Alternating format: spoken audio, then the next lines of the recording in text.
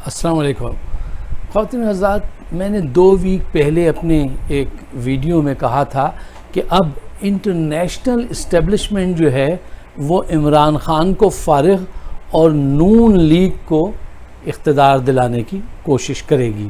اب میری اس سوچ میں وقت ثابت کرے گا یہ کس حد تک صحیح ہے۔ پوائنٹ نمبر 2 کہ نواز شریف 11 سپتمبر کو اگر عدالت میں پاکستان میں پیش نہ ہوئے تو کیا ان کی جائیداد ہڑپ کر لی جائے گی، اور اس موقع پہ کیا پاکستان میں پھر سیاسی میدان میں پھر ایک ابال آئے گا؟ اور اس بات پہ بھی توجہ رکھیے گا کہ پاکستان کا بے شرم بکاؤ میڈیا داد عیش وصول کرے گا، پیسے بنائے گا۔ دیکھیے، ان کی اگر پاکستان کی جائیداد ہڑپ بھی کر لی جائے تو ان کو کیا فرق پڑتا ہے؟ ان کے پاس لندن میں اور دنیا میں 300 جائیدادیں، 300 ریل اسٹیٹس کی جائیدادیں ان کے پاس ہیں، تو ان کو کوئی فرق نہیں پڑتا۔ اور پھر ان کا وہاں سے بلانا بہت مشکل کام ہے۔ کیوں؟ ان کی دوستی جس قسم کی دوستی ہے برطانیہ کی خفیہ ایجنسی MI سے، بھارت کی را سے اور سعودیہ کے شاہ سے، وہ سب مل کر وہ اپنا گیم کھیلتے ہیں اور اکثر اس میں وہ کامیاب بھی ہوتے ہیں کیونکہ پریشر ڈلواتے ہیں۔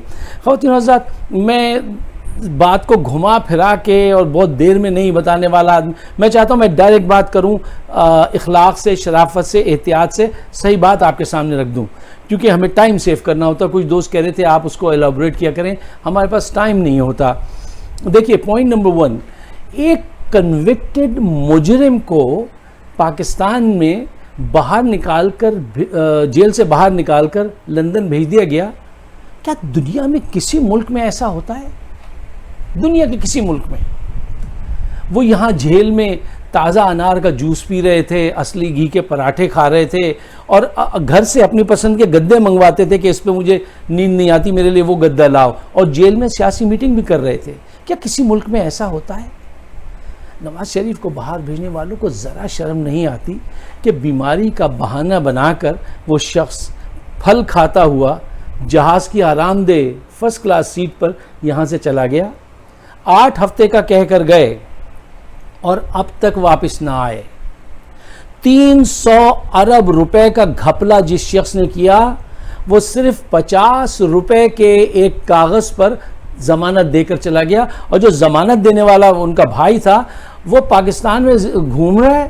آج تک عدالت نے شہباز شریف کو ایک نوٹس نہیں بھیجا کہ تم نے کہا تھا کہ تم گارنٹی دیتے ہو، تم انہیں لے کے آؤ گے، یہ 8 ہفتے سے زیادہ ہو گئے ہیں، وہ وہاں پہ نہ علاج کرا رہے ہیں بلکہ گھوم رہے ہیں، پھر رہے ہیں اور میٹنگز کر رہے ہیں۔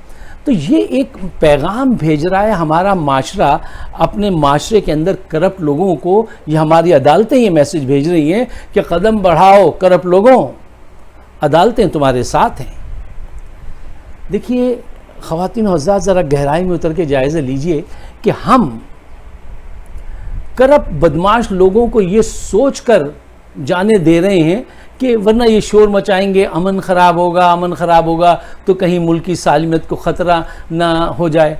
گویا ہم کرپٹ لوگوں کو بھگا کر امن اور باعزت زندگی گزارنے کا تجربہ کر رہے ہیں۔ اگر یہ سوچ باقی رہی تو یہ بہت خطرناک، پاکستان کے لیے بہت بزدلی کی اور بہت ہی چھوٹی سوچ ہوگی جو نقصان پہنچائے گی۔ اور اگر ہم نے چیلنج لیا اور صحیح سلوشن ڈھونڈا، ہم صحیح سلوشن نہیں ڈھونڈ رہے۔ وہ ایک بڑے اچھے سٹیج کے کامیڈین تھے پاکستان میں، دلدار پرویز بھٹی غالباً، میں یا دوسرے صاحب، میں ان کا نام بھول گیا، انہوں نے ایک دفعہ ایک جوک سنایا تھا کہ ایک کشتی میں بلویر سنگھ اور کرتار سنگھ سفر کر رہے تھے، جا رہے تھے اپنا تجارت کا مال لے کے، تو بلویر سنگھ نے آواز دی، کرتارے او اتھے ویکھ کشتی چھید ہو گیا ہے، کشتی میں ایک چھید ہو گیا ہے۔ تو وہ بھی اتنا، اس نے بھی غلط سلوشن ڈھونڈا، وہ کہنے لگا یہ میرا امن خراب کر رہا ہے، کہنے لگا اوے گھبران دی کوئی لوڑ نہیں، اتھو ایک چھید اور پا دیو، اتھو پانی آنا ہے، اتھو نکل جانا ہے۔ پھر کیا ہوا؟ کشتی ڈوب گئی۔ سلوشن غلط ڈھونڈنے سے، کاہلی سے، جو آج ہمارے ملک میں ہمارے ادارے کر رہے ہیں، یہ نقصان دہ صورتحال ہے۔ خواتین و حضرات، لک دیکھیے، مکان کی تعمیر چاہے 1 منزلہ ہو یا 10 منزلہ ہو، اس کے لیے بنیاد بہت ضروری چیز ہے. بغیر بنیاد کے آپ مکان نہیں بنا سکتے. اسی طرح کسی سوسائٹی سے کرپشن کو ڈرائیو آؤٹ کرنے کے لیے، کرپشن ختم کرنے کے لیے ضروری ہے کہ کرپٹ عناصر کو قرار واقعی سخت سزائیں دی جائیں. جب تک سخت سزا نہیں دیں گے کرپشن ختم نہیں ہوگا. دیکھیے پاکستان میں بہت بڑا مسئلہ جو ہے وہ بلکہ اصل مسئلہ ہی کرپشن اور اخلاقی انحطاط کا ہے. پاکستان کے سیاستدان چور، ججز چور، مولوی چور، بزنس مین چور، اچھا میڈیا چور، اور تو اور آپ کی بدنصیبی یہ ہے چند لوگوں کو چھوڑ کے آپ کے دانشور چور پیسے لے کے حمایت کرتے ہیں اور مخالفت کرتے ہیں. اس سے زیادہ خرابی کسی معاشرے میں نہیں ہو سکتی. اس کا حل کیا ہے؟ دیکھیے خواتین و حضرات، اصل میں کرپشن سے جو نفرت ہے وہ کلچر کا حصہ ہونا چاہیے. قانون بھی ہونے چاہیے اور کلچر کا حصہ ہونا چاہیے. اس کو کلچر کا حصہ کیسے بنایا جائے یہ تو ایک بڑی ڈیبیٹ ہے جس پہ انشاءاللہ کسی دن بات کریں گے. لیکن دیکھیے سب سے پہلا یہ ہے کہ سزا کا خوف ہو معاشرے کے اندر کہ اگر ہم نے یہ غلط کی تو سزا ملے گی. قوانین ایسے ہوں جو غلط کام کو کرنا مشکل بنا دیں اور آسان کام کو کرنا آسان بنا دیں. فار ایگزامپل دیکھیے سوسائٹی کے اندر ٹرسٹ بلڈ اپ ہونا چاہیے، گورنمنٹ اور عوام میں بھی اور خود عوام کے اندر بھی. نمبر 2 کہ اختلافات ہر جگہ ہوتے ہیں، اختلافات کو ہوا نہیں دینی چاہیے. اور نمبر 3 مل کر کام کرنا چاہیے، چاہے کتنا ہی چھوٹا پروجیکٹ ہو یا کتنا بھی بڑا پروجیکٹ ہو. جاپان کی ترقی کا راز کئی راز ہیں. ایک بہت بڑا راز ایک جاپنیز فلاسفر سے پوچھا گیا اتنی ترقی کیسے کر لیا آپ نے اتنی جلدی، آپ پہ تو ایٹم بم گر گئے تھے.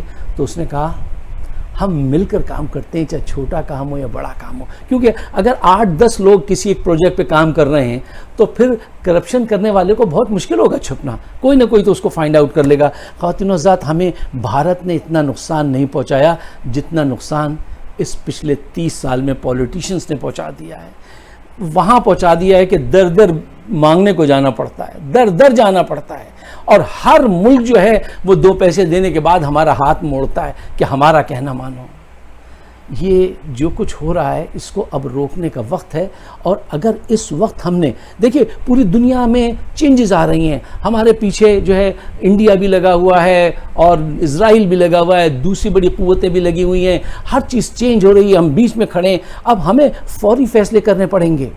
اور اگر اس موقع پہ آپ نے عمران خان کو ریپلیس کیا تو یقین کیجئے اس سے بڑھ کر بدنصیبی، میں لفظ استعمال کر رہا ہوں بدنصیبی، پاکستان کی نہیں ہو سکتی کہ آپ ایک ایماندار آدمی کو بے ایمانوں کے لیے چینج کریں، ایک ایماندار آدمی کو بے ایمان لوگوں کے لیے چینج کریں. یہ لفظ میں استعمال کر رہا ہوں، بدنصیبی ہوگی اگر عمران خان کے ساتھ یہ کیا گیا. میں عمران خان کا کوئی بہت سپورٹر نہیں ہوں، لیکن میں ان کی ایمانداری کا بہت بڑا سپورٹر ہوں. میں پاکستان کا اس سے بھی زیادہ بڑا سپورٹر ہوں. ایسی غلطی نہ کیجیے گا. شعر دیکھیے کہ تاریخ کے اوراق نے یہ جبر بھی دیکھا ہے، تاریخ کے اوراق نے یہ جبر بھی دیکھا ہے، لمحوں نے خطا کی تھی صدیوں نے سزا پائی. اللہ ہمیں ایسی سزا سے محفوظ رکھے. آپ مجھ سے اتفاق کریں یا اختلاف کریں، میں آپ کی عزت کروں گا. آپ اپنے خیالات سے ضرور نوازیے، اس لیے کہ ہم آپ کے خیالات کی بڑی قدر کرتے ہیں. میری ویڈیو موجود ہے یوٹیوب پر، فائق صدیقی شو، اگر آپ اس کو سبسکرائب کر لیں تو بڑی عنایت.